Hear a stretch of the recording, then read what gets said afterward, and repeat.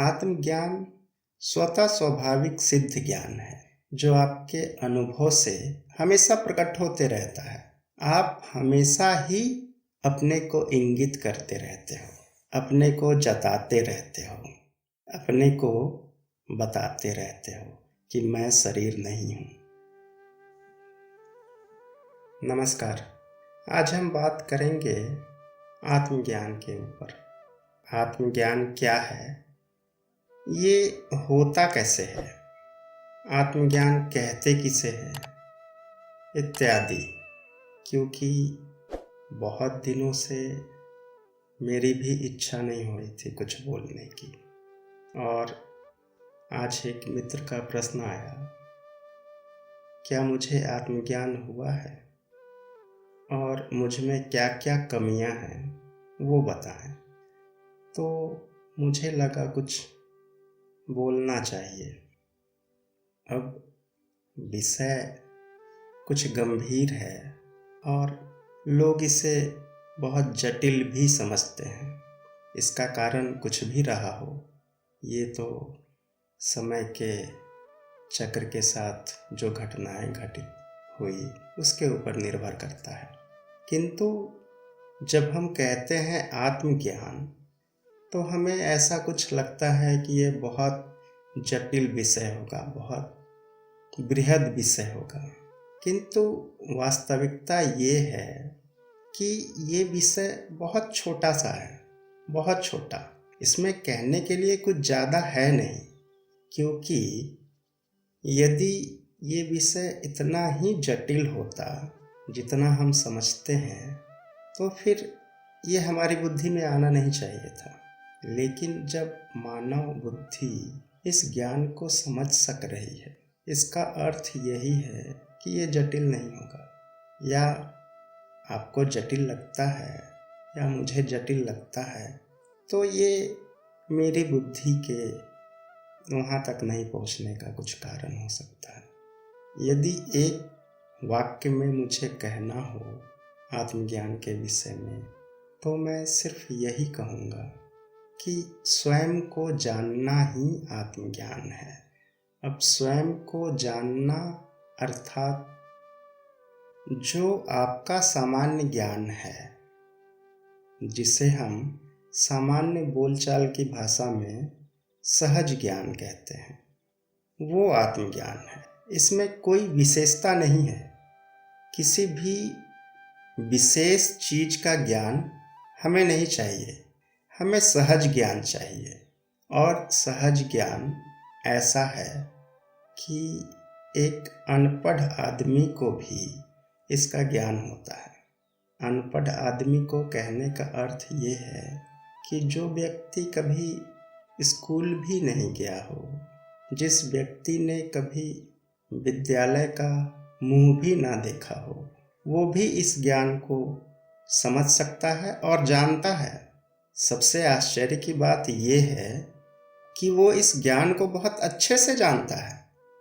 इस ज्ञान को अच्छे से कैसे जानता है, तो मुझे अपनी माँ की बात याद आ जाती है। मेरी माँ अनपढ़ थी, लिखना पढ़ना उसे नहीं आता था, कभी स्कूल नहीं गई। किंतु जब मैं कहता था कि माँ चलो ना घूमने चलते हैं, बाजार चलना है, चलो मार्केट चलेंगे, तो कभी कभी गुस्सा हो जाती थी और गुस्से में बोलती थी, मूड खराब मत करो, अभी नहीं जाना है। तो मैं हंसी हंसी में कहता था कि माँ तुम तो अंग्रेजी में बात करती हो।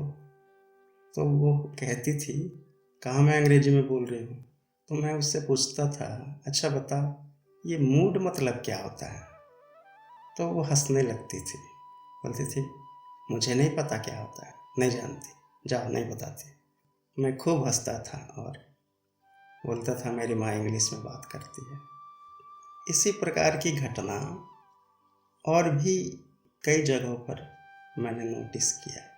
एक बार अपने गांव गया था, तो गांव में जो धान की खेती होती है, तो धान काटने वाली जो महिलाएं होती है, तो उसमें 2-3 आपस में बातें कर रहे थे। मैं छोटा था, वहीं मेड पे बैठा था, तो उनकी बातें कुछ कुछ मेरे कानों में भी आ रही थी। तो वो कुछ रात के खाने के बारे में आपस में बात कर रही थी। रात का खाना बहुत टेस्टी था, इस प्रकार से कुछ कुछ बातें कर रही थी। तो मैं सुन के मन ही मन हंस रहा था कि देखो ये भी इंग्लिश में बात करती है। तो ये सब कहानी बताने का तात्पर्य क्या है? ये सब कहानी बताने का तात्पर्य मेरा यही है कि वो जानती नहीं है कि टेस्ट का हिंदी क्या होता है, क्योंकि वो कभी स्कूल नहीं गई। किंतु उसे ये अनुभव है कि स्वाद को टेस्ट कहते हैं, या मन की जो स्थिति है उसे मूड कहते हैं। इस प्रकार से उन्हें अनुभव तो है किंतु ज्ञान नहीं है। उसी प्रकार से हमारे साथ होता है। अब आप पूछेंगे हमारे साथ क्या होता है? तो हम ये अच्छी प्रकार से जानते हैं कि हम शरीर नहीं हैं, हम मन नहीं हैं, हम बुद्धि नहीं हैं। कैसे जानते हैं? तो आपका जो मित्र है जिसका मूड खराब हो, चिंतित बैठा हो, उससे आप जाके पूछो, अरे चलो ना, कुछ ऐसे ही बहाना करके उससे पूछो, चलो कहीं चलना है।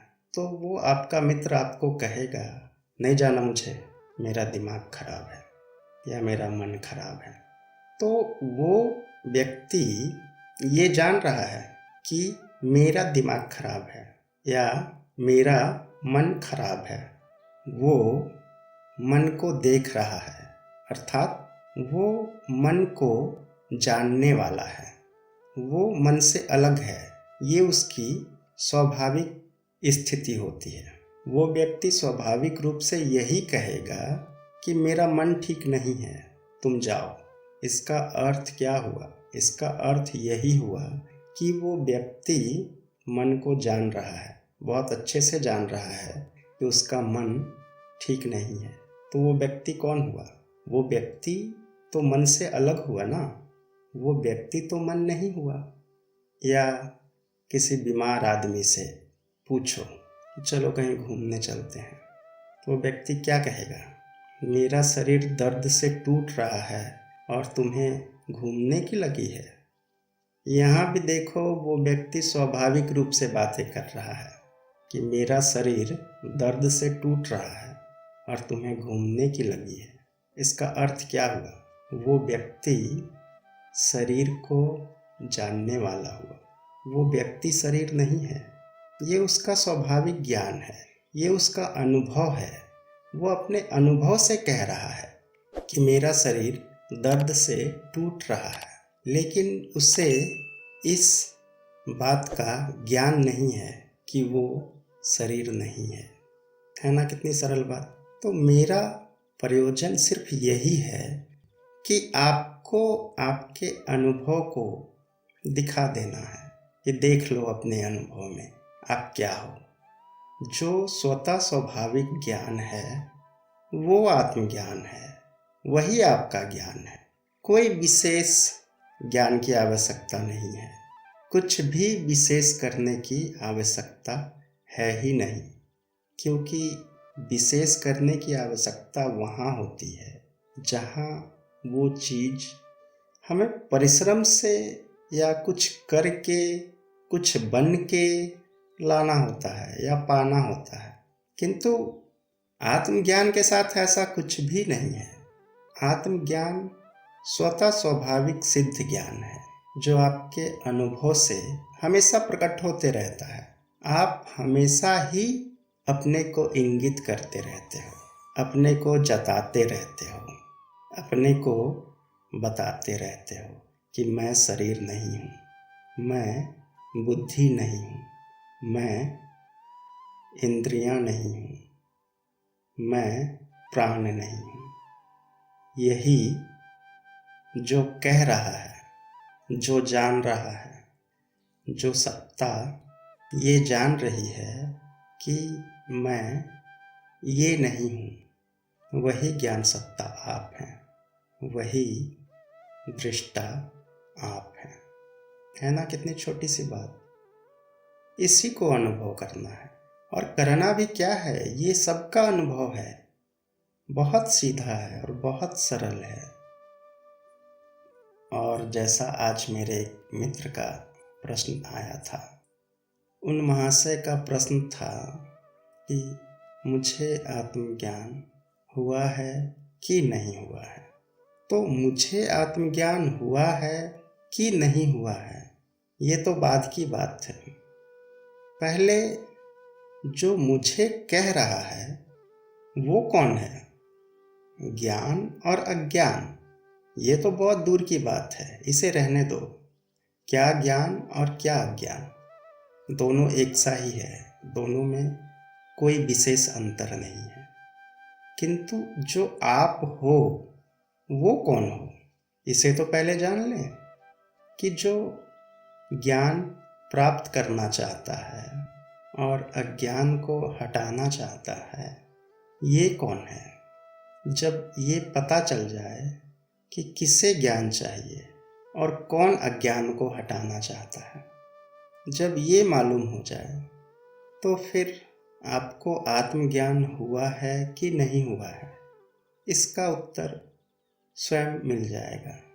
किसी से पूछने की ज़रूरत नहीं है। जैसे बहुत से साधक पूछते हैं कि आत्मज्ञान में स्थिति नहीं होती, ज्ञान ठहरता नहीं है, क्यों नहीं ठहरता? जैसे एक उदाहरण से हम समझ सकते हैं। जैसे किसी स्त्री का अभी विवाह हुआ हो तो वो मायके से ससुराल जाती है। ससुराल जाती है तो ससुराल में सब कुछ नया है, नया घर, नए लोग, नई वस्तुएं, नया वातावरण। तो उसे सब कुछ नया नया सा लगता है, सब कुछ पराया सा लगता है, अपना उसे कुछ महसूस नहीं होता। किंतु जैसे वो ससुराल में रहना प्रारंभ करती है और 2-4 साल के बाद जब ससुराल में बस जाती है तो फिर उसे वही ससुराल अपना लगने लगता है। फिर उसमें पराया कुछ नहीं है, फिर उसमें नयापन नहीं है। उसी प्रकार से जब ज्ञान होता है तो नया नया सा रहता है, वो अभी पक्का नहीं है, अभी सब कुछ नया है, उसे आदत नहीं हुई है, वो स्थिर हुआ नहीं है, अभी वृत्ति ब्रह्माकार हुई नहीं है, अभी वृत्ति संसार में ही जाती है। ज्ञान तो है किंतु वो संस्कारों के बोझ से दबी हुई है, अभी संस्कार हावी है। क्योंकि संसार में जन्मों से जीव घूमते आया है, संसार में ही रचता पचता आया है। अब जब उसे अपने स्वरूप का ज्ञान होता है तो उसे कुछ अटपटा सा लगता है। उस ज्ञान को स्थिर होने में भी कुछ समय लगता है। ज्ञान तो हो गया किंतु ज्ञान अभी पचा नहीं है, ज्ञान अभी स्थिर नहीं हुआ है। जैसे आप ट्रेन से उतरते हैं तो 2-4 मिनट तक ऐसा लगता है कि जैसे आप ट्रेन में ही बैठे हो, चल रहे हैं। उसी प्रकार से इस संसार की गति उस साधक में अभी बंद होने के बाद भी उसकी त्वरा अभी शेष है। इसलिए ऐसा महसूस होता है कि ज्ञान स्थिर नहीं हुआ, ज्ञान अभी दृढ़ नहीं हुआ, अभी स्थिति वैसी आई नहीं, वो जीवन मुक्ति के गीत अभी प्रकट नहीं हो रहे हैं। अभी वो जो शांति होनी चाहिए, जो प्रेम खिलना चाहिए, जो मधुरता आनी चाहिए, वो आई नहीं है। अभी कुछ शेष है, अभी कुछ कमी है, ऐसा महसूस होता है। इसलिए महसूस होता है क्योंकि अभी जो बंधन है वो प्रगाढ़ हुआ नहीं है। अभी जो ज्ञान का दिया है वो अभी इतना स्थिर हुआ नहीं है।